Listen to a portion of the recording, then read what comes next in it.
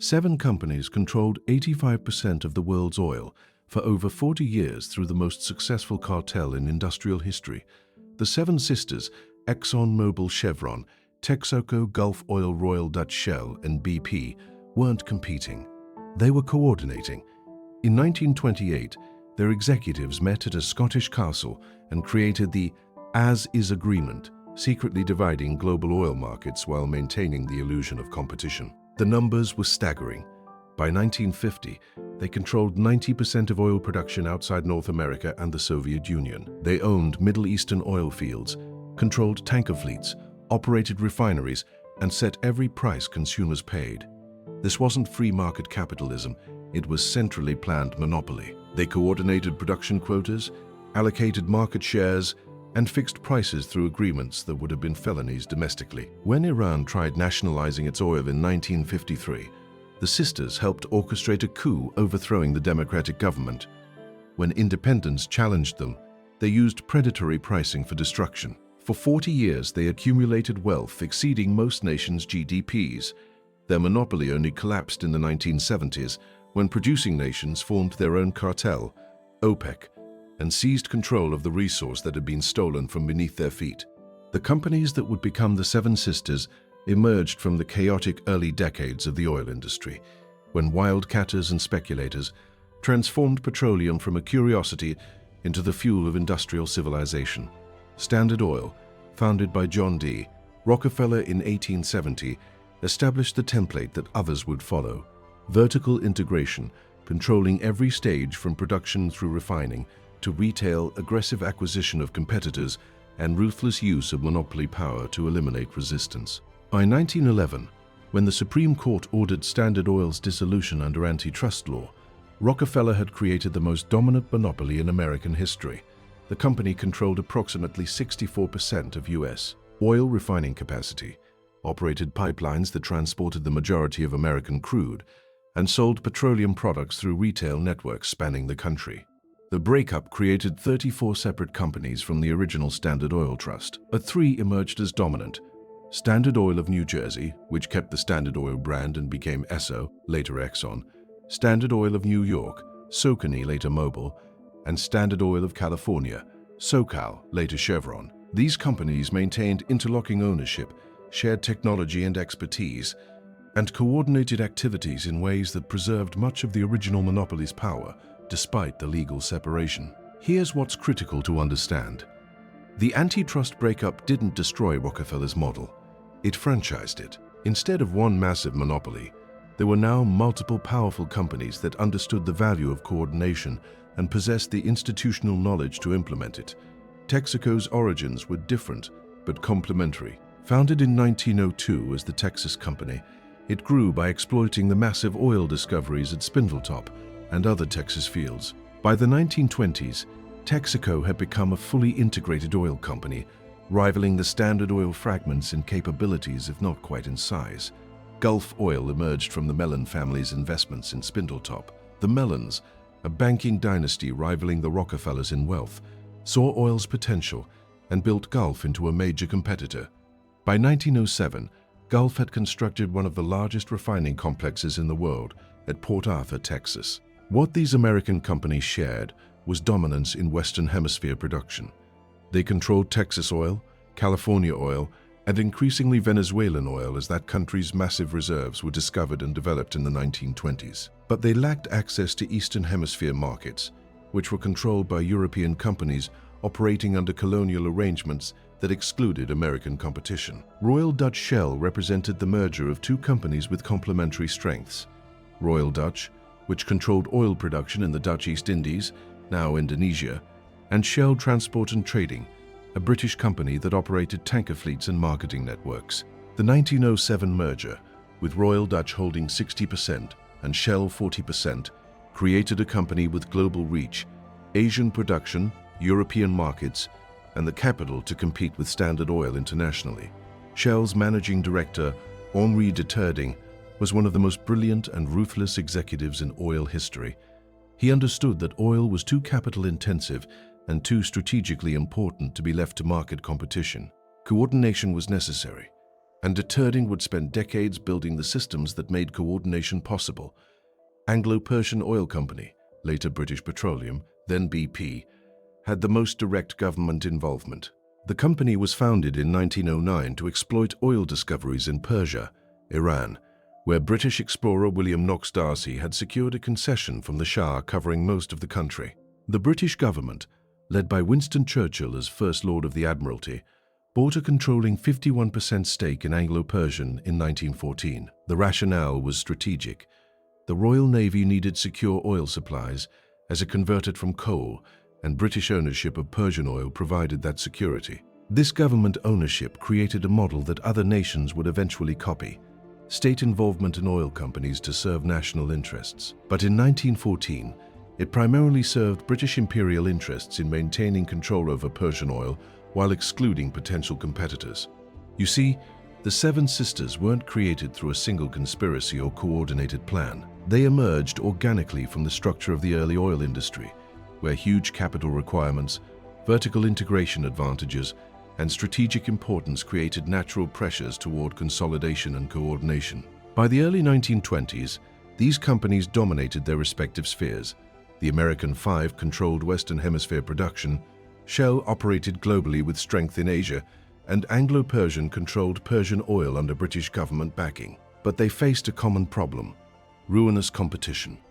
When companies competed aggressively, prices fell below profitable levels. Overproduction created gluts that crashed markets, and capital invested in new production risked being wasted if other companies flooded markets simultaneously. The solution that emerged, the Achnacarry Agreement of 1928, transformed competing companies into cartel partners.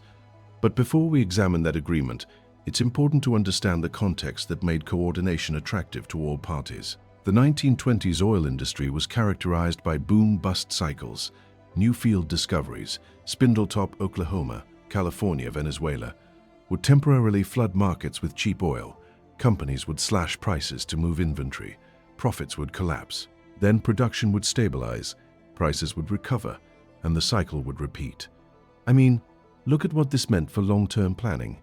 Companies needed to invest hundreds of millions in exploration, drilling, pipelines, tankers, and refineries. But returns on those investments were wildly unpredictable because market prices swung dramatically based on how much oil competitors were producing simultaneously. From a business perspective, this was insane. Capital-intensive industry requires price stability to justify investment, but competitive oil markets produced the opposite: price volatility that made rational investment planning nearly impossible. Deterring of Shell articulated the industry's frustration in the mid-1920s. He argued that excessive competition was wasteful, that coordinated production would better serve all stakeholders including consumers, and that oil companies should work together to stabilize markets. This argument was self-serving. What Deterring called excessive competition, others might call functioning markets, but it reflected genuine industry sentiment that competition in oil was economically destructive. The American companies faced an additional problem. Legal restrictions under antitrust law prevented them from overtly coordinating domestically. But international coordination was different. American antitrust law had limited reach outside US borders, and foreign coordination was much harder for regulators to detect and prosecute. So the stage was set. Companies that dominated their respective markets but faced profit-threatening competition, legal barriers to domestic coordination, but fewer barriers internationally, and executives who understood that coordination would benefit all parties at the expense of consumers and producing nations. What was needed was a mechanism to coordinate without creating obvious legal liability. The Achnacarry Agreement would provide exactly that, a framework for cartel operation disguised as market stabilization in the interests of efficiency. Look at the genius of what they created. The agreement wasn't a contract enforceable in court. That would have been illegal. It was a gentleman's agreement between executives who could coordinate through informal channels, industry associations, and personal relationships while maintaining official competition. The enforcement mechanism wasn't legal.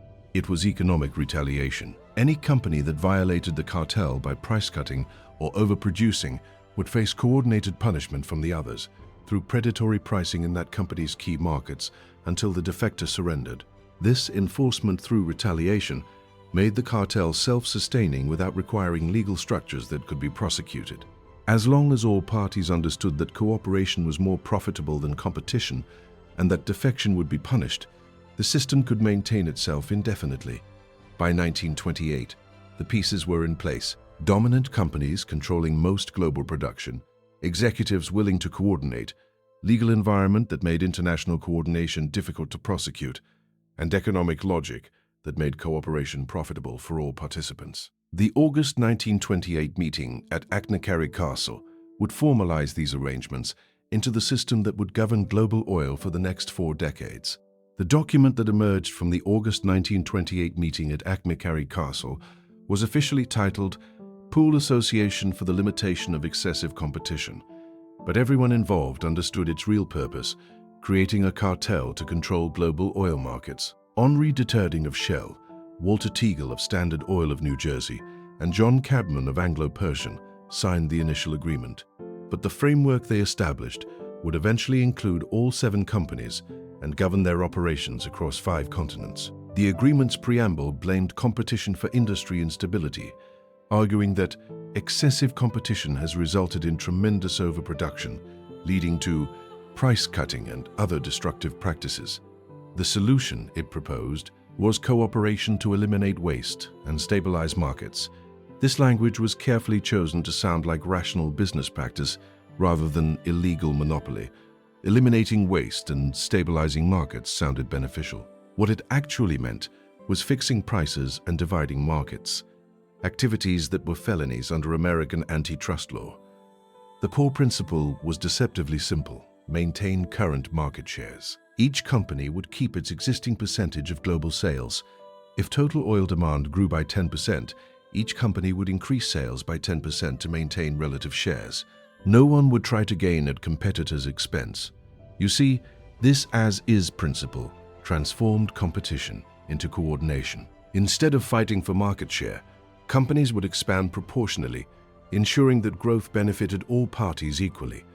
But implementing this principle required elaborate mechanisms. The agreement established, first, production quotas. Each company would limit production to its allocated share, preventing oversupply that would depress prices. The quotas were set based on 1928 market shares, with adjustments negotiated periodically. Second, price-fixing mechanisms. The agreement didn't explicitly set prices.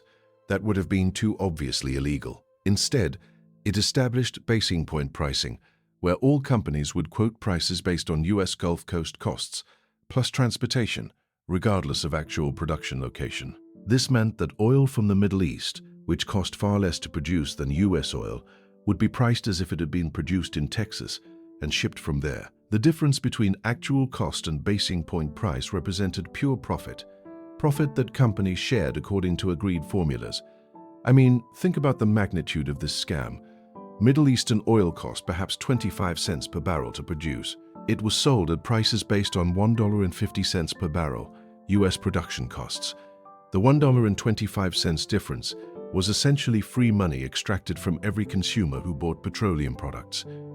Third, market allocation. The world was divided into exclusive territories where specific companies would operate.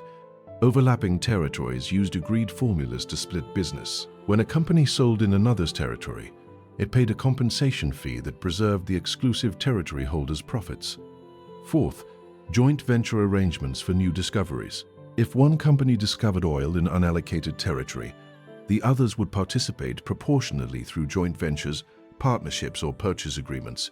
This ensured that no single company could gain advantage through successful exploration. The joint venture principle was particularly clever because it eliminated incentive to explore aggressively. Why spend millions on risky exploration when competitors would share any discoveries? Better to free ride on others' exploration and share their success. Fifth, technology and information sharing. Companies exchanged technical data, shared patents, and coordinated research to improve efficiency. This cooperation accelerated technological progress, but also prevented any company from gaining competitive advantage through superior technology. Look at what they'd created: a comprehensive system that eliminated every aspect of competition while maintaining the appearance that 7 different companies were operating independently. The enforcement mechanism relied on self-interest rather than contracts. Each company understood that cooperation was more profitable than defection, and if anyone did defect, by cutting prices or expanding beyond quotas, the others would collectively punish them through predatory pricing until submission. This punishment mechanism was demonstrated in the early 1930s when independent oil companies tried to enter markets by undercutting cartel prices. The Seven Sisters would temporarily flood those markets with below-cost oil, destroying the independents' market share until they either withdrew or agreed to coordinate. The human cost of this coordination was borne by consumers who paid artificially inflated prices and by producing nations who received minimal royalties while their natural resources enriched foreign companies. The agreement included specific provisions for different regions. In the United States, the companies couldn't overtly coordinate without violating antitrust law, but they used trade associations, particularly the American Petroleum Institute, to exchange information and coordinate voluntary compliance with production quotas ostensibly designed to prevent waste. In Europe, the companies divided markets by country, with specific companies assigned to specific territories. Shell dominated Northern Europe, Anglo-Persian focused on Britain and its empire, and American companies split other markets. In Asia, the system was more complex. Shell's dominance in the Dutch East Indies was recognized. Anglo-Persian controlled certain routes through British territories, and American companies received allocations in markets like Japan and China. The Middle East was perhaps the most cynical arrangement. The region possessed the world's largest oil reserves, but was divided into concession areas where specific companies or consortiums held exclusive rights. Local populations saw minimal benefit, while Western companies extracted billions in profits. Here's what's remarkable. The agreement explicitly acknowledged that its provisions might violate antitrust laws in various jurisdictions, so it included clauses stating that if any part became legally unenforceable, the rest would continue. This revealed that participants knew they were operating illegally but didn't care as long as profits justified the risk. The agreement was supposed to be secret, but it leaked in fragments over the years as disgruntled employees, government investigators, and competing companies uncovered evidence. The Federal Trade Commission investigated in the 1950s. Congressional hearings examined the cartel in the 1970s, but prosecutions were rare and penalties minimal. Why weren't the companies broken up like Standard Oil in 1911? Several reasons. First, the cartel operated internationally where U.S. antitrust law had limited reach. Companies could claim they were merely coordinating with foreign partners, not illegally monopolizing American markets. Second, oil was strategically critical. During World War II and the Cold War, breaking up the oil companies risked disrupting supplies that governments needed for military and economic security. National interest trumped antitrust enforcement. Third, the companies had enormous political influence. They employed former government officials, contributed to political campaigns, and lobbied extensively. This influence protected them from serious prosecution. Fourth, proving conspiracy required documentary evidence that companies carefully avoided creating. The Achnacarry agreement existed, but operational coordination happened through informal channels, conversations between executives, industry association meetings, and personal relationships that left minimal paper trail. The agreement was supplemented over subsequent years with additional pacts addressing specific situations. The 1930 Memorandum for European Markets allocated retail markets in Europe with precision, specifying which company would supply which countries and how profits would be shared.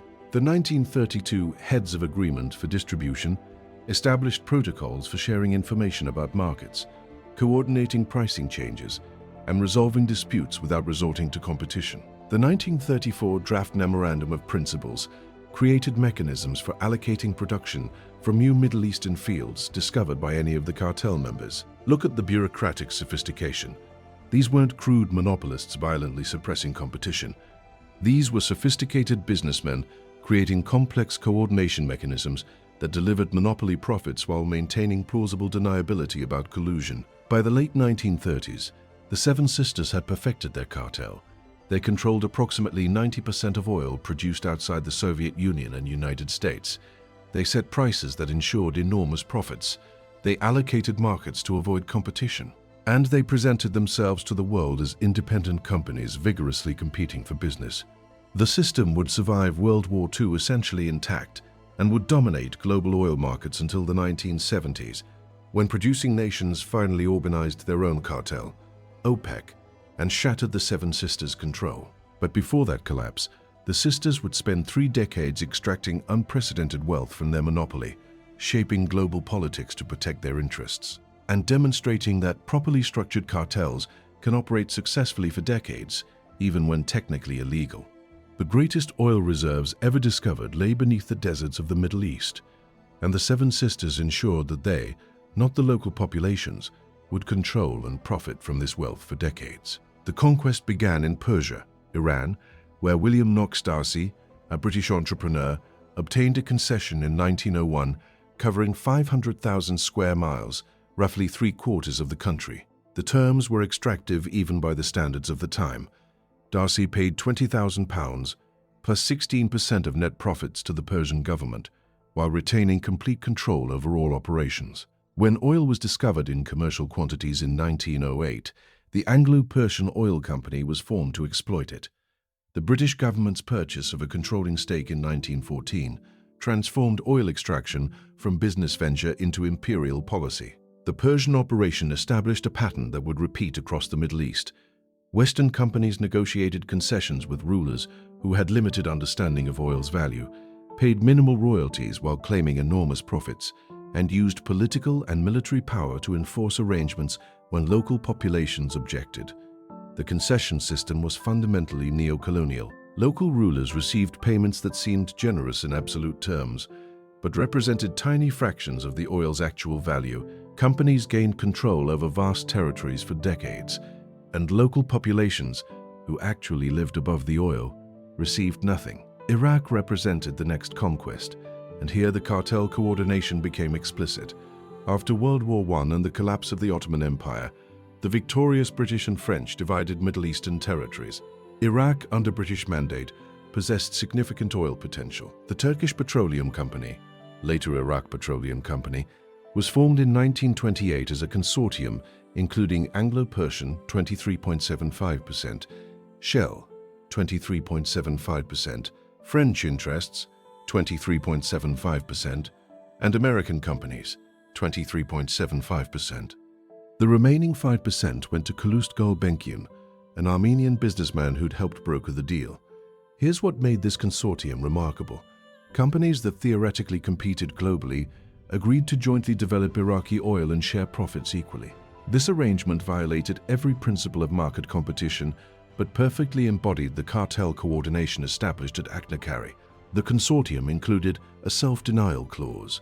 Members agreed not to seek oil concessions independently within a vast area encompassing most of the Middle East. This red line agreement prevented competition within the territory by requiring that any oil development occur through the consortium, where all members would participate. You see, the red line agreement was cartel coordination made explicit. Companies that found oil within the red line had to share it with competitors. This eliminated incentive to explore aggressively, but ensured that all cartel members profited from any discoveries regardless of who made them. Saudi Arabia became the next prize. Standard Oil of California, SoCal, obtained a concession in 1933, covering most of the country in exchange for minimal payments to King Ibn Saud. When SoCal discovered oil in enormous quantities, it brought in Texaco as a partner, creating the Arabian American Oil Company, Aramco.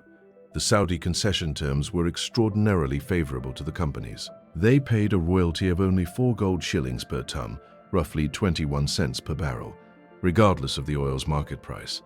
As prices rose through the 1940s and 1950s, the company's profits exploded, while Saudi payments remained minimal. King Ibn Saud, chronically short of money and lacking oil expertise, had essentially given away his country's greatest asset for a pittance. The companies knew exactly what they were doing, locking in terms that would generate billions in profits for decades. I mean, think about the power dynamic. Impoverished desert kingdom, desperate for revenue, negotiating with sophisticated international corporations, backed by the world's most powerful governments. The outcome was predetermined. The companies would get extractive terms that ensured enormous profits, while local populations remained poor despite sitting atop immeasurable wealth. Kuwait, with reserves rivaling Saudi Arabia's, fell under a similar arrangement. Gulf Oil and Anglo-Persian, later BP, formed a joint venture called Kuwait Oil Company, splitting ownership 50-50. The ruling sheikh received modest payments while the companies controlled all operations and reaped massive profits. The Seven Sisters now controlled the Middle East's oil through three mechanisms. First, direct concessions giving them exclusive rights to explore, develop, and sell oil from vast territories for periods extending 60 to 75 years. These concessions were negotiated when oil's value wasn't fully understood and locked in terms favorable to companies for generations. Second, consortium arrangements like the Iraq Petroleum Company, where multiple companies jointly controlled fields and shared profits according to preset formulas. This prevented competition while allowing all cartel members to participate in the most profitable operations. Third, the Red Line Agreement and similar pacts that prevented cartel members from competing for new concessions.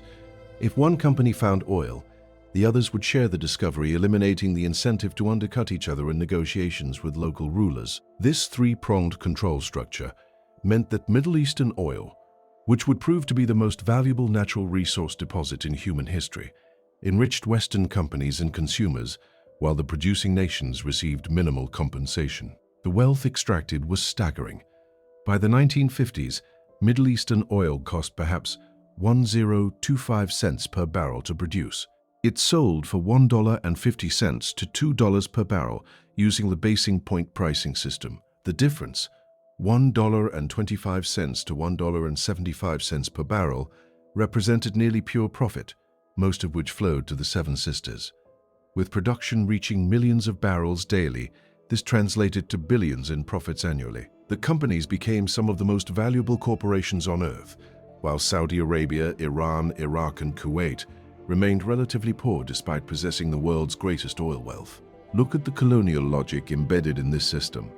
Natural resources in colonized or recently colonized territories belonged not to the people living there, but to whoever could extract them. Local rulers could negotiate payments, but real control and real profits flowed to Western companies and their shareholders. The companies defended this arrangement by claiming they brought capital, technology, and expertise that local populations lacked. Without Western investment, the oil would remain worthless in the ground, they argued. Therefore, the companies deserved the lion's share of profits. This argument ignored several crucial points. First, the technological gap wasn't natural. It resulted from colonialism that had deliberately kept colonized populations undereducated and technologically backward. The expertise the companies provided was expertise that colonialism had prevented locals from developing. Second, even accepting the company's role in development, the distribution of rewards was grotesquely unfair, paying 10% to 20% of profits to the country whose natural resource was being extracted, while keeping 80% to 90% for foreign shareholders, wasn't equitable compensation. It was exploitation. Third, the companies actively prevented producing nations from developing their own technical capacity. Training programs for local workers were minimal. Technology transfer was virtually non-existent, and when nations tried to develop independent oil expertise, companies used political pressure to block them. The human cost of this system was borne by ordinary people in oil-producing nations who saw their country's greatest asset enriching foreigners while they remained in poverty. The profits that could have funded education, healthcare, and infrastructure instead accumulated in Western bank accounts. But the system also contained a fundamental instability. It depended on producing nations remaining too weak and disorganized to challenge it. Once those nations developed the capacity to coordinate and assert sovereignty over their resources, the entire arrangement would collapse. That collapse was coming. Nationalism was rising across the Middle East. Educated elites in producing nations were calculating exactly how much wealth the companies were extracting, and the success of the Seven Sisters' own cartel was teaching producing nations that coordination could shift power. The first serious challenge came in Iran in 1951, when Prime Minister Mohammad Mossadegh nationalized the Anglo-Persian oil company's operations. The company's response would demonstrate exactly how far they'd go to protect their profits, including overthrowing governments and condemning nations to poverty. By 1950, the Seven Sisters had refined their cartel into the most sophisticated market control mechanism in industrial history, operating globally, coordinating across multiple dimensions, and generating profits that exceeded most nations' entire economies. The system worked through layers of coordination. each reinforcing the others.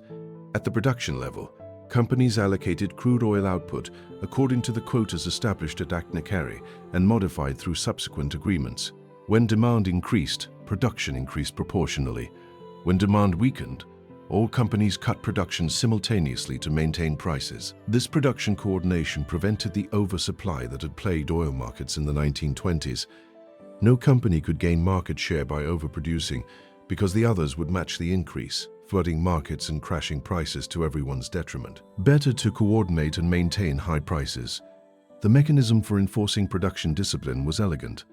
Companies shared information about their production plans through industry associations and informal executive contacts. Any company that deviated from agreed quotas would be immediately visible to the others, who could then coordinate retaliation. At the transportation level, the companies controlled the tanker fleets that moved crude from wellhead to refinery. This control allowed them to allocate shipping capacity, coordinate routes, and prevent independent refiners from accessing crude oil on competitive terms. You see, tanker control was as important as production control. Even if independent companies could access crude oil somehow, without shipping capacity they couldn't get it to market. The Seven Sisters tanker monopoly meant they controlled the entire logistics chain from extraction through delivery. At the refining level, companies operated refineries sized and located according to coordinated plans. Each company's refinery capacity matched its allocated market share. New refineries were built only when all companies agreed that market growth justified expansion. This prevented refining overcapacity that would have driven down margins. It also prevented any company from building refineries larger than its allocated share, which would have created pressure to overproduce crude to keep the refineries running efficiently. I mean, look at the vertical integration. The same companies that extracted crude also shipped it, refined it, and sold finished products to consumers. At each stage, they coordinated with supposed competitors to prevent price competition and maintain high margins. At the retail level, companies divided markets geographically. Shell dominated certain territories, Esso others, Mobil still others. Where territories overlapped, the companies maintained orderly marketing that prevented price wars. Retail competition existed on branding, service quality, and station location, factors that didn't threaten profitability. But actual price competition was carefully managed. If one company cut prices significantly, the others would match immediately, erasing any advantage and potentially triggering the price war that all wanted to avoid. The pricing structure deserves special attention because it embodied the cartel's genius for extracting maximum profits while maintaining the appearance of market-based pricing. The Gulf Plus, or phantom freight pricing system, was particularly clever. All oil, regardless of actual source, was priced as if it had been produced on the US Gulf Coast and shipped from there to its destination. Customers paid transportation costs from the Gulf, even if their oil actually came from closer sources. This meant that European customers buying Middle Eastern oil paid prices that included phantom transportation costs from Texas. The oil actually came from Persia or Iraq, much closer to Europe, but was priced as if it had crossed the Atlantic. The phantom freight charge was pure profit that consumers paid for transportation that never occurred. Let me give you a concrete example. Oil delivered to Britain from Iran, roughly 4,000 miles, was priced as if it had been shipped from Texas, roughly 5,000 miles. The customer paid for 5,000 miles of shipping, while the company only paid for 4,000 miles. That 1,000-mile difference in shipping costs went straight to the company's bottom line. Multiply this phantom freight across millions of barrels, and you understand how the companies were extracting billions in excess profits beyond what even monopoly pricing on actual costs would have yielded. The joint venture arrangements in the Middle East added another layer of cartel coordination. The Iraq Petroleum Company, Aramco, after Standard of New Jersey and Mobil bought into it, and Kuwait Oil Company were consortiums where multiple Seven Sisters members participated. These joint ventures meant that companies cooperated not just on pricing and market allocation, but on actual operations. They jointly decided production levels, jointly invested in infrastructure, and jointly marketed the output. This cooperation eliminated any possibility of competition in the world's most profitable oil provinces. The companies that theoretically competed globally instead shared Middle Eastern profits according to preset formulas, ensuring that all benefited from the region's wealth regardless of which company nominally operated which field. Look at what they built. a system where production, transportation, refining, and retail were all coordinated to prevent competition and maximize profits, where the world's richest oil fields were jointly controlled by companies that shared profits rather than competing, and where pricing formulas extracted not just monopoly profits, but additional phantom profits from phantom transportation. The US government not only tolerated this arrangement, but actively supported it through several mechanisms. First, antitrust enforcement was deliberately weak for international operations. The companies argued that foreign coordination didn't violate US law because it occurred overseas, and regulators largely accepted this argument, despite clear effects on American consumers. Second, the government viewed the companies as instruments of foreign policy. During the Cold War, ensuring that oil supplies remained in friendly hands meant supporting American companies' control over Middle Eastern oil. Breaking up the cartel would have risked Soviet or nationalist influence over oil supplies. Third, the companies employed former government officials and maintained close relationships with current officials. The revolving door between oil companies and government created a cozy relationship where regulation was minimal and company interests were treated as national interests. Fourth, the tax treatment of foreign oil income was extraordinarily favorable. Companies could claim foreign royalty payments as tax credits rather than deductions, effectively making US taxpayers subsidize payments to foreign governments. This reduced the company's tax burden while maintaining their profits. Here's the magnitude of the subsidy. When companies paid royalties to Saudi Arabia or Iran, they could deduct those payments dollar for dollar from their US taxes. This meant that the US Treasury was effectively paying a portion of the royalties while the companies maintained full control over operations. The system's efficiency from the company's perspective was remarkable. They coordinated production to prevent oversupply. They fixed prices using phantom freight. They shared the richest fields through joint ventures. They divided retail markets to prevent price wars, and they enjoyed government support that treated their interests as aligned with national security. The result was profitability beyond what even an unregulated monopoly might have achieved. The companies weren't just avoiding competition, they were actively extracting additional profits through pricing schemes that bore no relationship to actual costs. By the mid-1950s, the Seven Sisters controlled 85% of global crude oil reserves outside the communist bloc, 90% of crude oil production outside the US and Soviet Union, nearly 100% of Middle Eastern production through direct concessions and joint ventures, the vast majority of international oil shipping, most refining capacity outside the communist bloc, dominant retail positions in every major market. This concentration of control was unprecedented in any global industry. The Seven Sisters wielded more power over the world economy than any companies before or since, but this very power created resentment among producing nations who watched foreign companies extract billions from their resources while they received minimal compensation. That resentment would eventually organize into OPEC and shatter the cartel that had seemed unbreakable. The 1953 coup that overthrew Iran's democratically elected Prime Minister Mohammad Mossadegh marked the moment when the Seven Sisters revealed exactly how far they'd go to protect their oil monopoly, including destroying democracy and condemning nations to dictatorship. The crisis began in 1951 when Mossadegh's government nationalized the Anglo-Iranian Oil Company, formerly Anglo-Persian, now BP's predecessor. The nationalization wasn't arbitrary theft.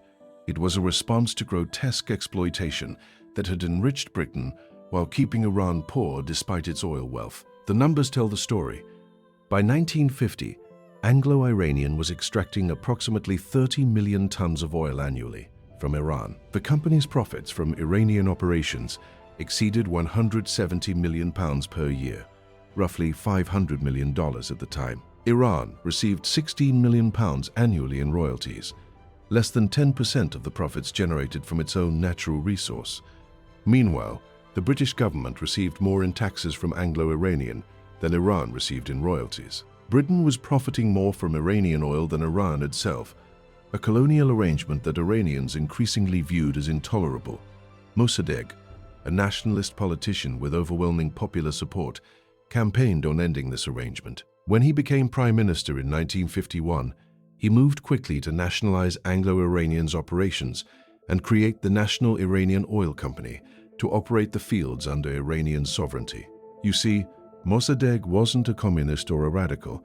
He was a liberal nationalist who believed that countries should control their own natural resources and that profits from those resources should benefit the local population rather than foreign shareholders. These positions were threatening to Western interests precisely because they were reasonable and appealing.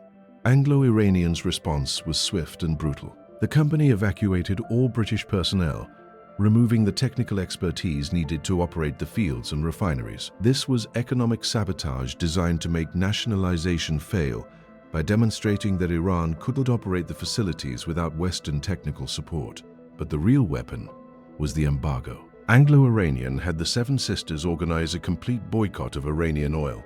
The companies refused to purchase Iranian crude, blocked Iran's access to tanker shipping, and legally threatened any potential customers with lawsuits for handling stolen property.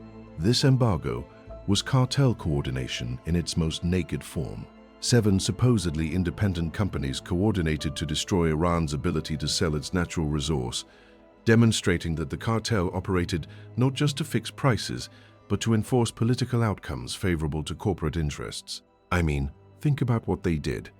Iran was a sovereign nation that had legally nationalized assets within its territory, a right recognized in international law.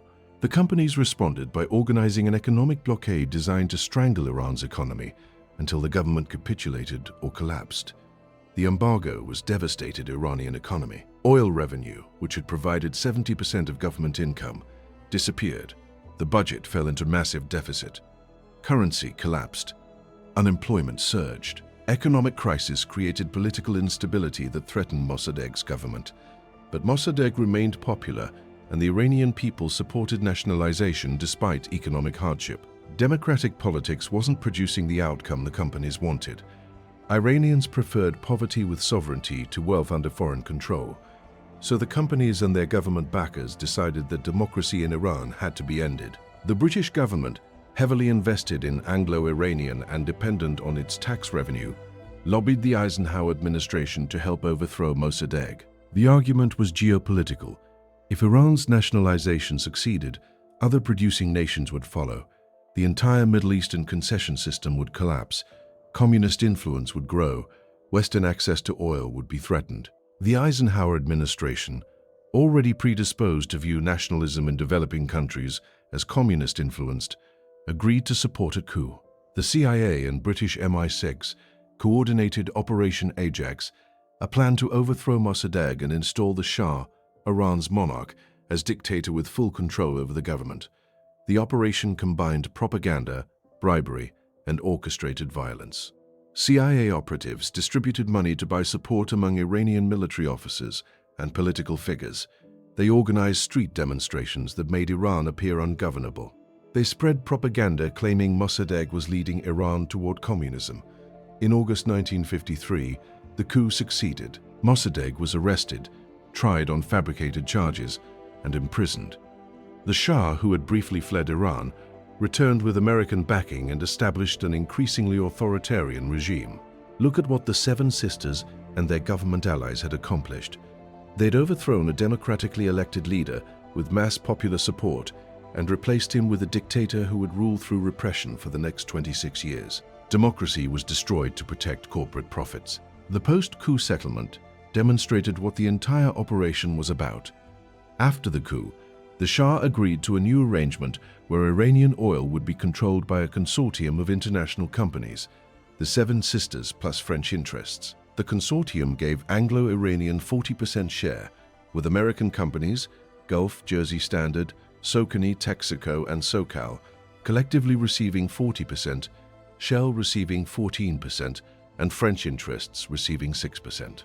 Iran received 50% of profits, far better than the pre-nationalization terms, but still leaving foreign companies in control. This 5-0 profit-sharing arrangement became the new industry standard applied to Saudi Arabia, Kuwait, and other producing nations. The companies presented it as generous concession to nationalist sentiment. In reality, it was a modification designed to prevent further nationalizations while maintaining foreign control over production and pricing. Here's what the arrangement actually meant. Iran now received 50% of stated profits rather than royalties, but the companies controlled the accounting that determined what profits were. Transfer pricing, Inflated costs and creative accounting meant the companies could manipulate profit figures to minimize what Iran received.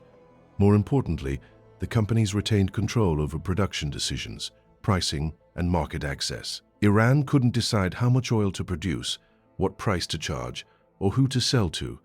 Those decisions remained in Western hands. The human cost of the coup was enormous and long-lasting. The Shah's regime, backed by American support and trained by the CIA, established a brutal dictatorship. Savak, the secret police, tortured and murdered thousands of political opponents. Democratic institutions were dismantled. Dissent was crushed.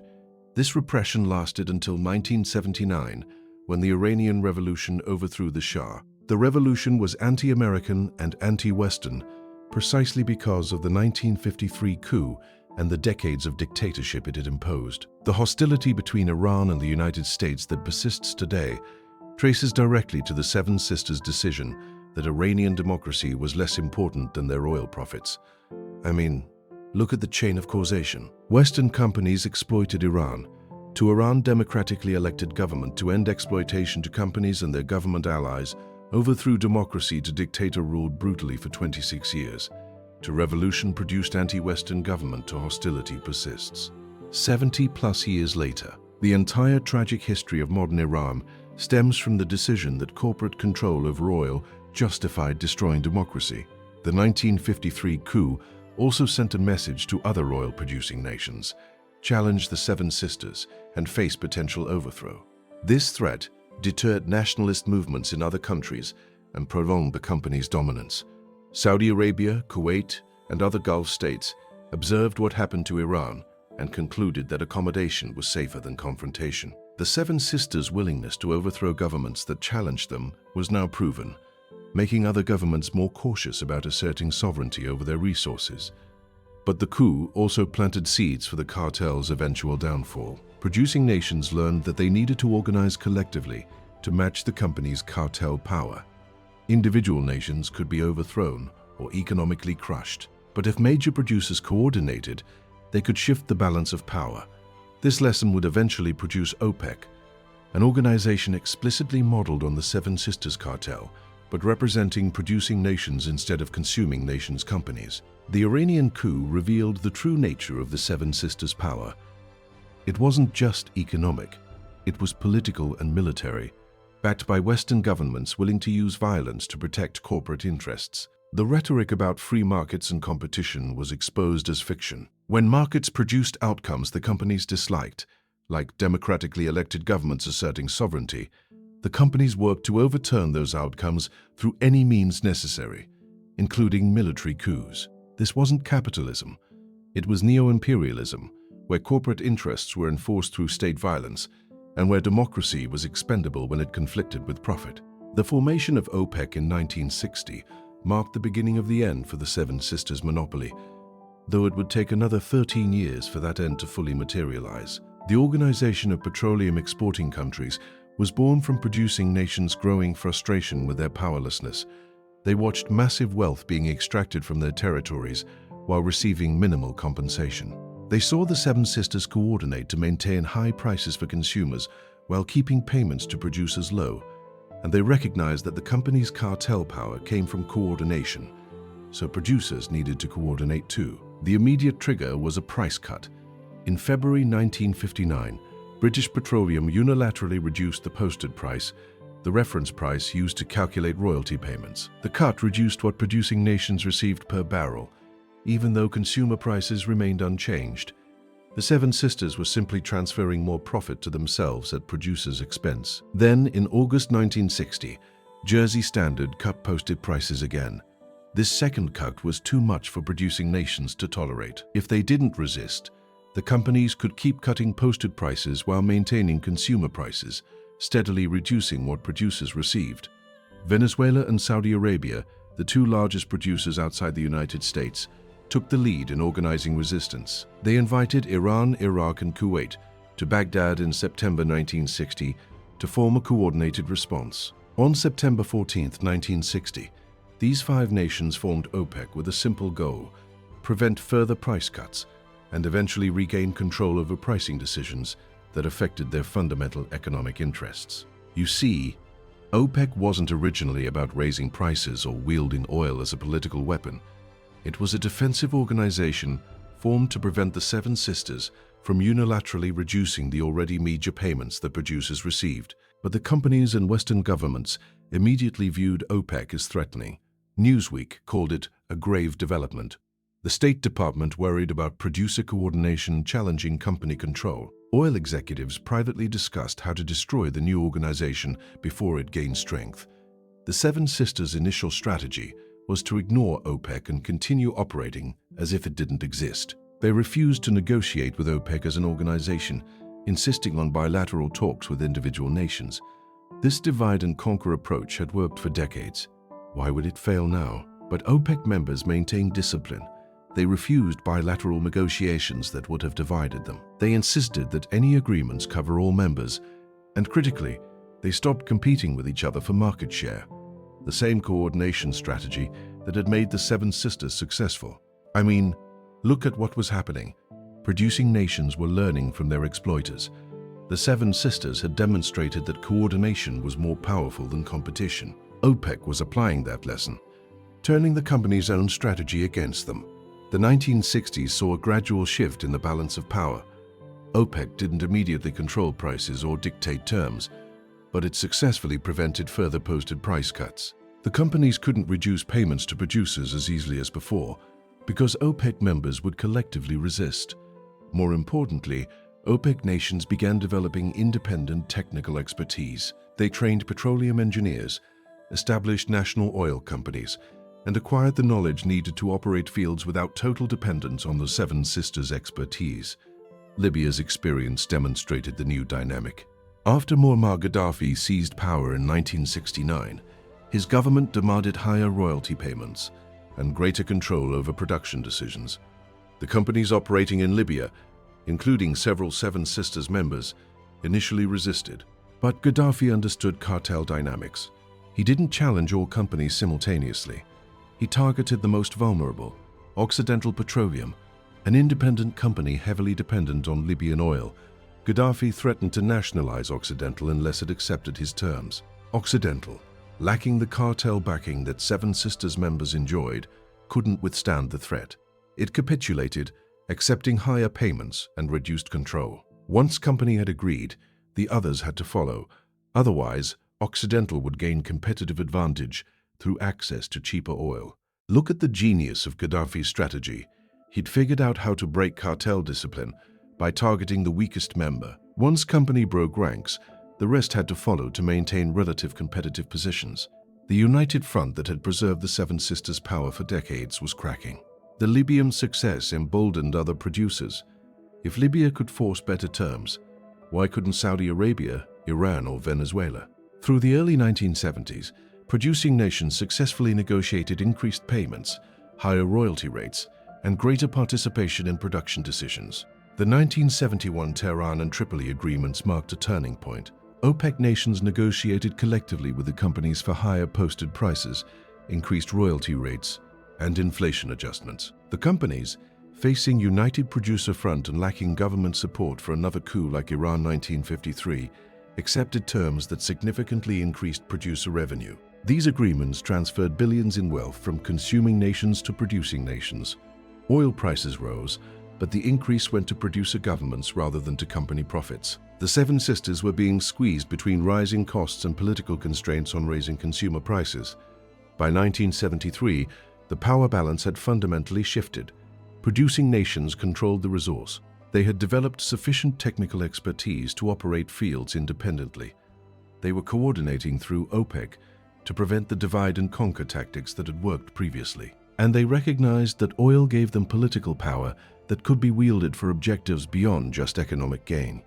The October 1973 Arab-Israeli War triggered the transformation from gradual pressure to dramatic rupture. Arab OPEC members, frustrated with Western support for Israel, decided to use oil as a political weapon. They implemented an embargo against nations supporting Israel, primarily the United States and Netherlands. More importantly, they cut production and dramatically raised prices. Oil prices quadrupled from roughly $3 per barrel to $12 per barrel in months. You see, the embargo and price increases demonstrated something that Western governments and companies had hoped would never happen, that producing nations could coordinate to control supply and dictate prices, doing to consuming nations what the Seven Sisters had done to producers for decades. The panic in Western capitals was palpable. Gas lines formed at American service stations. Governments implemented rationing and speed limits to conserve fuel. Economic recession followed as high energy costs rippled through economies. But from OPEC's perspective, they were simply doing what the Seven Sisters had done for 45 years, restricting supply to maintain high prices and maximize profits. The difference was who received the profits, now producing nations rather than Western companies. The 1973 oil shock shattered the Seven Sisters' monopoly permanently. Producing nations had demonstrated they could control prices through coordinated supply restrictions. The concession system that had given companies control for decades was dying, and nationalization, taking full ownership of oil operations, was accelerating. Saudi Arabia nationalized Aramco. Venezuela nationalized its oil industry. Libya, Iraq, and other producers took control of operations previously run by Western companies. The Seven Sisters were being pushed out of upstream operations, exploration and production, and relegated to downstream operations, refining and retail, where their control was weaker. By 1980, OPEC nations controlled most of the world's oil production outside the Soviet Union. Prices were set by producer governments rather than company cartels. The posted price system that had allowed phantom freight charges had been abolished, and the Seven Sisters' 50-year monopoly was broken. Look at the historical reversal. In 1950, 7 companies controlled 90% of oil production and kept prices high to maximize their profits while minimizing payments to producers. By 1980, producing nations controlled most production and kept prices high to maximize their revenue. The exploitation continued. It just reversed direction. The collapse of the Seven Sisters' monopoly between 1970 and 1980 demonstrated that even the most sophisticated cartel eventually falls when the fundamentals shift and when those being exploited develop the capacity to resist. The sisters' power had always rested on several pillars: control over production through concessions, technological expertise that producing nations lacked, coordination that prevented competition among themselves, and government backing that could overthrow challenges to their dominance. By the 1970s, all these pillars were crumbling simultaneously. The concession system collapsed first. The 99-year contracts that had given companies exclusive rights to vast territories were being torn up or radically renegotiated. Producing nations asserted that sovereignty over natural resources was inherent to national independence and that contracts signed by colonial-era rulers under duress weren't binding. This assertion of permanent sovereignty over natural resources was backed by United Nations resolutions in the 1960s and 1970s that recognized nations' rights to control their natural wealth. The legal framework that had protected company concessions was being replaced by frameworks that supported nationalization. You see, the companies had relied on international law to protect their property rights in foreign countries. But international law was evolving, driven by decolonization movements that rejected the legal structures imposed during colonialism. The contracts that had seemed ironclad were revealed as vulnerable to political change. The technological gap closed rapidly. Through the 1950s and 1960s, producing nations had sent students to study petroleum engineering in American and European universities. They'd hired Western experts to train local engineers, and they'd gradually built up the expertise needed to operate oil fields independently. By the 1970s, Saudi Arabia, Iran, Venezuela, and other major producers had thousands of trained petroleum engineers and geologists. They didn't need Western companies to extract their oil anymore. They could do it themselves or hire technical services when needed. This eliminated one of the company's key justifications for control, that they brought irreplaceable expertise. Once that expertise was replaceable, the argument for giving companies majority ownership and control collapsed. I mean, look at what the companies had claimed for decades. We deserve most of the profits because we provide the capital and expertise to develop your resources. Once producing nations had capital from oil revenue and expertise from educated populations, that justification evaporated. The coordination that had made the Seven Sisters powerful turned against them. The companies had demonstrated that coordination was more profitable than competition. OPEC members learned that lesson and applied it, coordinating to extract higher prices, just as the sisters had coordinated to keep prices high while minimizing producer payments. The difference was that OPEC represented nations that controlled the resource, while the Seven Sisters represented companies that had controlled it only through contracts that were being repudiated. In a fight between resource owners and former concessionaires, the owners held the stronger position. Government backing, the final pillar of company power, also weakened. After the 1953 Iran coup and the resulting blowback, Western governments became more cautious about overtly overthrowing regimes for oil company benefit. The political costs of such interventions had risen while the benefit to national interests, as opposed to corporate interests, had become less clear. Moreover, by the 1970s, the Soviet Union was actively supporting nationalist movements in oil-producing regions. Any Western coup attempt risked pushing a producing nation into the Soviet sphere of influence, a worse outcome for Western strategic interests than accepting higher oil prices. The United States still supported friendly regimes, the Shah in Iran, the House of Saud in Saudi Arabia, but was less willing to overthrow unfriendly ones when oil was the only issue. The conflation of national interest with company interest that had characterized the 1940s to 1950s was breaking down. The Seven Sisters adapted by restructuring their business model. Unable to control upstream production, they focused on downstream operations, refining, transportation, petrochemicals, and retail, where they maintained advantages. Shell, Exxon, Mobil, and others built massive refining complexes in consuming nations, positioning themselves as essential intermediaries between crude producers and end consumers. They couldn't control the wellhead anymore, but they could control the processing that turned crude into usable products. They also diversified into petrochemicals, using oil and natural gas as feedstocks for plastics, fertilizers, and countless other products. This vertical integration into chemicals created new profit sources less vulnerable to producer nation control. Look at the strategic retreat. Unable to maintain monopoly over oil extraction, the companies preserved monopoly-like positions in refining and chemicals by leveraging the infrastructure and expertise they built during their decades of dominance. But the transformation also revealed the limits of their power. The extraordinary profits of the 1940s to 1960s, when they controlled both extraction and downstream operations, were gone. They were now merely very profitable companies, rather than entities that controlled an essential global commodity from wellhead to gas pump. The breakup also occurred within the Seven Sisters themselves. Mergers that would have been unthinkable during the cartel's peak became necessary for survival. Exxon and Mobil eventually merged in 1999. Chevron absorbed Gulf Oil in the 1980s. BP absorbed several smaller companies and eventually merged with Amoco. The Seven were consolidating into fewer, larger companies. These mergers were responses to increased competition. Once OPEC broke the Seven Sisters' production monopoly, the companies faced competition from national oil companies.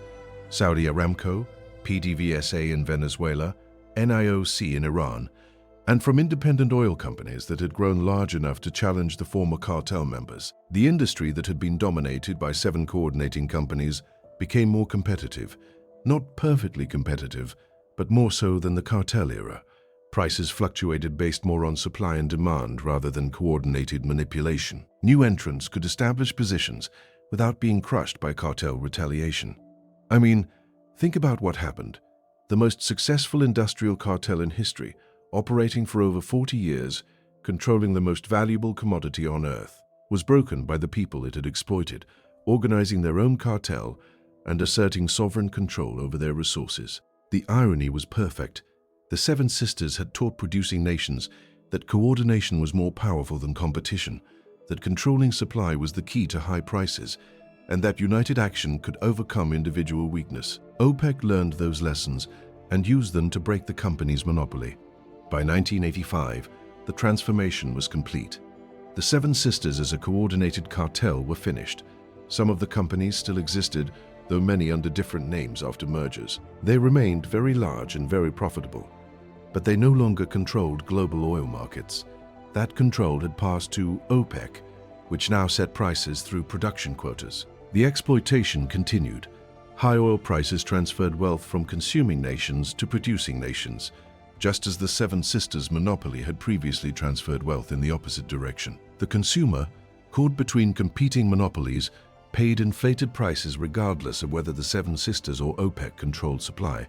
The change was about who captured monopoly profits, not about whether monopoly pricing would continue. The environmental cost of both monopolies deserves mention. The Seven Sisters' decades of dominance had locked in oil dependence for transportation and electricity generation. Alternative energy development was systematically suppressed because it threatened oil demand. OPEC's rise didn't change this dynamic.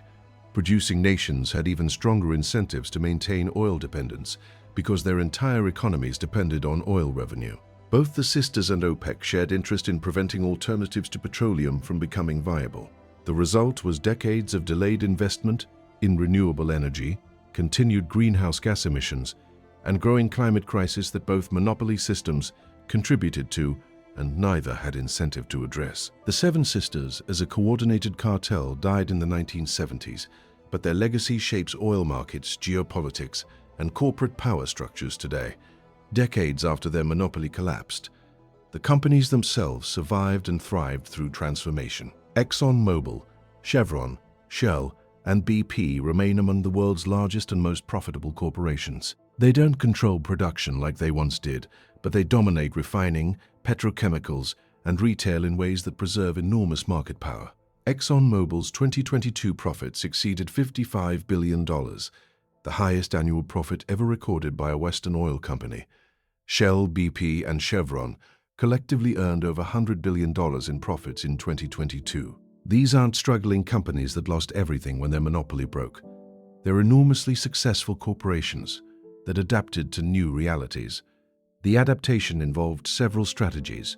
First, they maintained downstream dominance through refining and petrochemicals.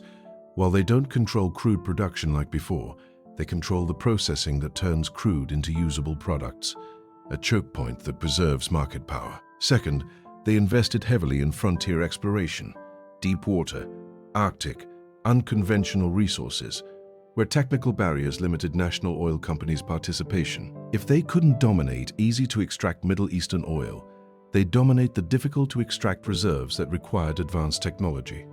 Third, they became the world's experts in operating in difficult political and geological environments. When countries needed help developing offshore fields or extracting from complex geology, they turned to the former Seven Sisters for technical services, even if the state retained ownership.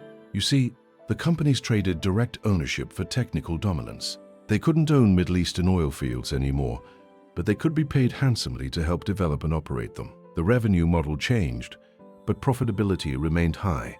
The geopolitical legacy of the Seven Sisters era is equally profound. The Middle East's current political landscape was largely shaped by the Cartel period. The artificial borders that divide the region were drawn partly to separate oil concessions. Iraq's borders, for instance, were designed to give Britain control over Mosul's oil fields. Kuwait was separated from Iraq, partly because British interests wanted to keep Iraqi control from interfering with Kuwait's oil. The authoritarian regimes that dominate the region were often installed or supported by Western powers working with oil companies. The Shah in Iran, the House of Saud in Saudi Arabia, the Gulf monarchies, all were backed by Western governments that prioritized oil access over democracy or human rights. I mean, look at Saudi Arabia, one of the world's most repressive dictatorships, where women couldn't drive until 2018 and political dissent is punished with beheading. But it's been a close American ally for 80 years because oil interests required supporting the regime regardless of its human rights record. The regional conflicts that persist today often trace to the Seven Sisters era. The Iranian Revolution and subsequent US-Iran hostility stems from the 1953 coup. Iraq's invasion of Kuwait in 1990 involved disputes over oil fields and borders, established during the Cartel period. The Saudi-Iranian rivalry involves competition for oil market dominance. The climate crisis represents perhaps the most consequential legacy. The Seven Sisters' decades of dominance locked in petroleum dependence for transportation, electricity, and manufacturing. They suppressed alternatives, buying up electric car patents, lobbying against public transportation, and funding research that downplayed climate risks. Exxon's own scientists predicted climate change accurately in the 1970s. Company documents show they understood that burning fossil fuels would warm the planet and cause catastrophic damage, but instead of shifting toward alternatives, Exxon and the other oil companies spent billions on propaganda, denying climate science and lobbying against regulations. This campaign of deception delayed action on climate change by decades. If the oil companies had acknowledged the science in the 1970s and supported transition to alternatives, the world would be decades ahead in addressing climate crisis. Instead, they prioritized short-term profits over planetary survival. Look at the moral calculus. The companies knew they were contributing to climate catastrophe. They chose profits over preventing that catastrophe. Future generations will suffer droughts, floods, famines, and displacement because oil companies decided their quarterly earnings were more important than civilization's survival. The legal structure of modern corporations was partly shaped by Seven Sisters-era litigation. The companies fought numerous antitrust cases, government investigations, and investor lawsuits. The precedents established in these cases created legal frameworks that protect corporate power today. The concept of corporate personhood, that corporations have many of the same rights as individuals, was strengthened through Seven Sisters legal battles. The idea that companies can spend unlimited money on political campaigns emerged from frameworks the oil companies helped establish. The revolving door between government and industry that characterizes modern politics was perfected during the Seven Sisters era. Oil executives would join government, shape favorable policies, then return to industry to profit from those policies. This pattern now defines most industries: finance, defense, pharmaceuticals. But oil pioneered it. The economic inequality that defines modern capitalism was amplified by Seven Sisters-era wealth concentration. The massive profits extracted from oil built family fortunes, Rockefeller, Getty, Hunt, that persist generations later. This wealth compounds through investment, growing larger even as the original source industries transform. I mean, think about John D. Rockefeller's fortune, built on Standard Oil before the Seven Sisters era. That wealth, distributed among descendants and foundation endowments, continues growing over a century later. The Rockefeller Foundation has assets exceeding $5 billion, money that traces to oil monopoly profits extracted over 100 years ago. The propaganda techniques that corporations use today to shape public opinion were refined during the Seven Sisters era. The companies pioneered public relations campaigns that presented corporate interests as public interests, that manufactured scientific doubt about environmental harms, and that positioned themselves as responsible stewards while maximizing profits. These techniques, corporate-funded research that reaches predetermined conclusions, front groups that appear independent but actually serve corporate interests, advertising that associates products with positive emotions rather than factual claims, are now standard across industries. Oil companies pioneered them when facing criticism of their monopoly practices and environmental damage. The global trade system that moves petroleum from producing regions to consuming regions was infrastructure built during the Seven Sisters era. The tanker routes, the refineries, the pipelines, all were constructed by the companies and remain essential to global economy today. This infrastructure locks in continued oil dependence. Trillions have been invested in petroleum-based systems, internal combustion engines, refineries, pipelines, gas stations. Transitioning to alternatives requires replacing or writing off this infrastructure, creating economic barriers to change that the Seven Sisters helped construct. Looking forward, the companies that emerge from the Seven Sisters continue wielding enormous influence. They lobby against climate action, fund climate denial, and fight regulations that threaten profitability. They're not passive actors adapting to market changes. They're active forces shaping policy to preserve their business models. The wealth accumulated during the Seven Sisters era continues growing through investment and compounding. The families and institutions that profited from 50 years of monopoly control have fortunes that will persist for generations, even as the companies themselves transform or disappear. The geopolitical conflicts seeded during the cartel period continue generating violence and instability. The borders drawn, the regimes installed, the grievances created, all persist, producing wars and terrorism that kill thousands annually. And most consequentially, the climate crisis, accelerated by decades of oil company dominance and deception, will reshape civilization in ways we're only beginning to understand. Rising seas, extreme weather, agricultural collapse, mass migration, all trace partly to decisions the Seven Sisters made to prioritize profits over acknowledging environmental costs. So the question isn't whether the Seven Sisters' legacy persists. Obviously it does. The question is whether we can escape that legacy before it destroys the civilization that oil helped build. So we've seen how 7 companies coordinated for over 40 years to control 85% of the world's oil, fixed prices to maximize profits while minimizing payments to producing nations, overthrew governments that challenged their monopoly, and accumulated wealth that exceeded most nations' entire economies. The Seven Sisters represented capitalism at its most sophisticated and most brutal, a cartel that operated globally, coordinated across multiple dimensions, maintained the appearance of competition while practicing monopoly, and wielded both economic and political power to crush any threat to their dominance. The numbers tell a story of extraction on unprecedented scale from the 1930s through the 1970s. The sisters extracted hundreds of billions of barrels of oil from Middle Eastern fields, paid producing nations a tiny fraction of the oil's value, and accumulated profits that built family fortunes, still among the world's largest.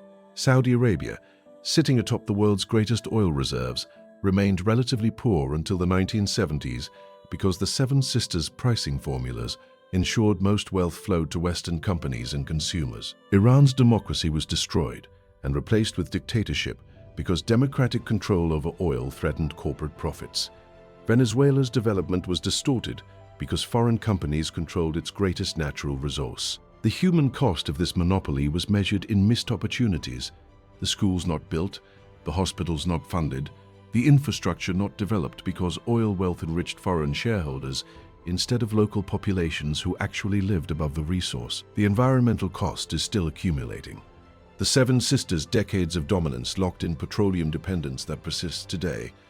Their suppression of alternatives delayed renewable energy development by decades.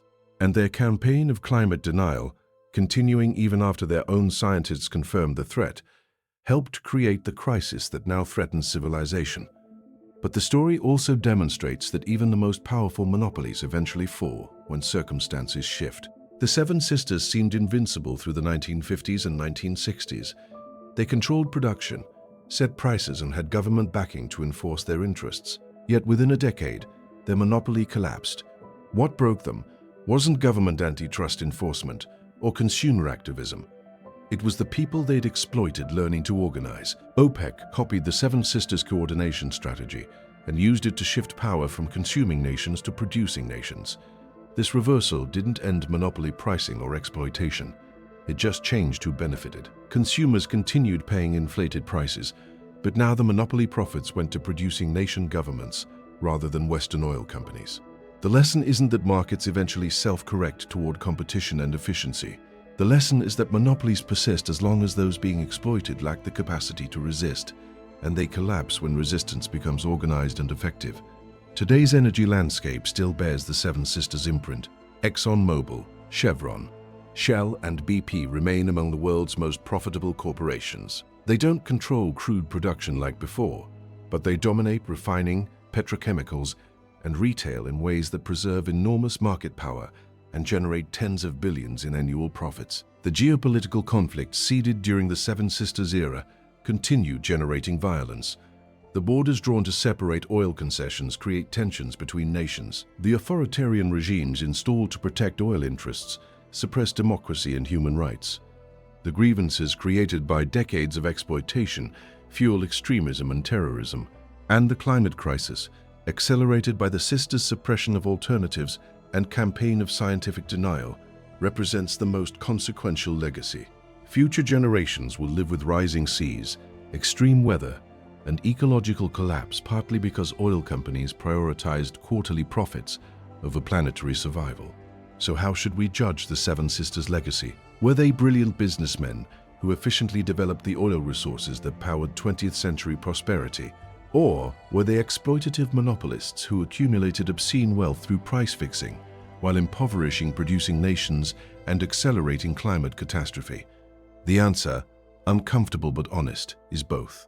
The sisters did develop oil infrastructure that enabled modern civilization. The petroleum they extracted powered the industries, transportation systems, and technologies that raised living standards globally. But the way they did it, through monopoly pricing that inflated costs, through exploitation that kept producing nations poor, through suppression of alternatives that might have prevented climate crisis, and through political interference that destroyed democracies, imposed costs that far exceeded what efficient development would have required. A competitive market for oil would have developed the resources at lower cost to consumers. Democratic control by producing nations would have distributed profits more equitably, and honest acknowledgement of environmental costs would have accelerated the transition to alternatives that's now decades overdue. The Seven Sisters prevented all these better outcomes because monopoly control served their interests, even though it harmed everyone else. This is the fundamental indictment. They had the power to shape global energy systems and use that power to maximize their profits, regardless of costs imposed on others.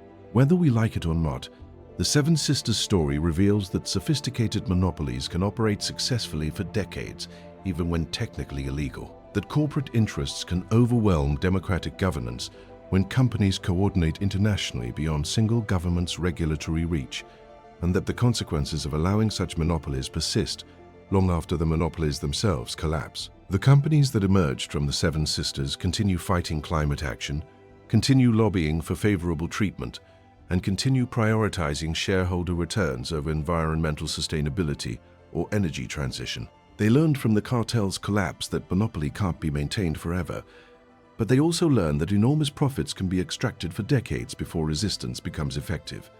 So the question facing us now isn't what the Seven Sisters did. That history is documented and undeniable.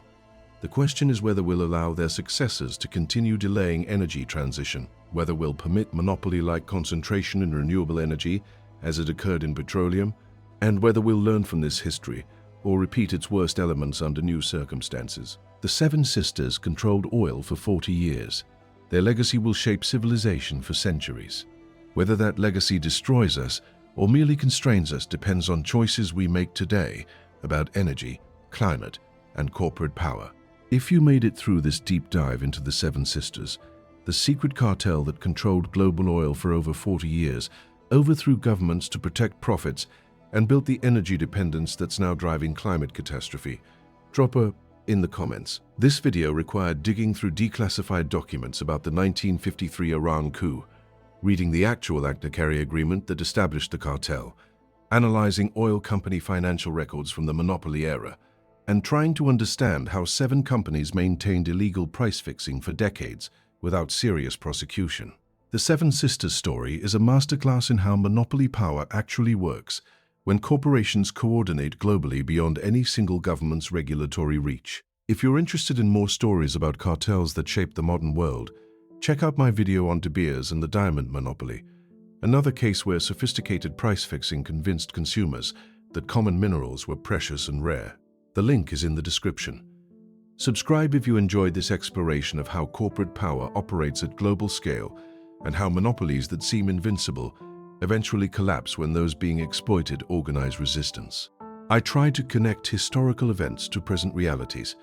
Understanding the Seven Sisters helps explain current oil politics, climate crisis, and Middle Eastern conflicts. Next week, I'm covering OPEC's history from 1973 through today, how producing nations learned from the Seven Sisters playbook and created their own cartel that shifted power from consuming to producing nations while continuing to exploit consumers through monopoly pricing. Thanks for watching, and remember, every time you fill your gas tank, you're participating in markets that were shaped by the most successful cartel in industrial history, and the legacy of that cartel still determines what you pay.